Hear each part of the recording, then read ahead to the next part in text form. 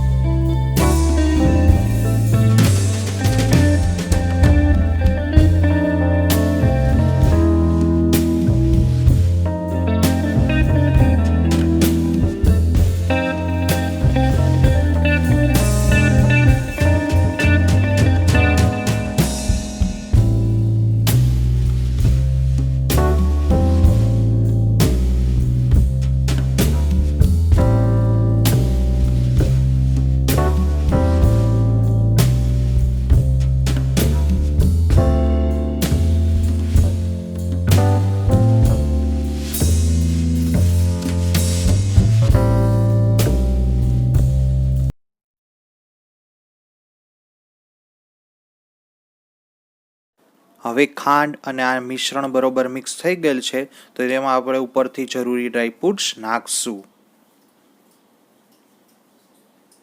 Dry fruits તમે તમારી જરૂરિયાત મુજબ ઓછા વધતા લઈ શકો છો। હવે ડ્રાયફ્રૂટ્સ પણ મિક્સ થઈ જાય ત્યારબાદ તેમાંથી નાના નાના બોલ વાળી લઈએ। આ બોલ કડક વાળવા જોશે, જેથી તે છૂટા પડી ના જાય।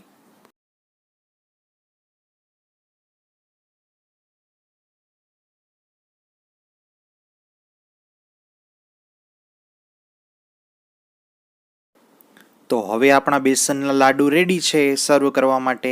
તો તે હવે આપણે સર્વ કરીએ। તેને આપણે ઉપરથી બદામ નાખીને ગાર્નિશિંગ કરીશું। તો તમે પણ જલ્દીથી આ તહેવારોની સિઝનમાં બેસનના લાડુ બનાવો।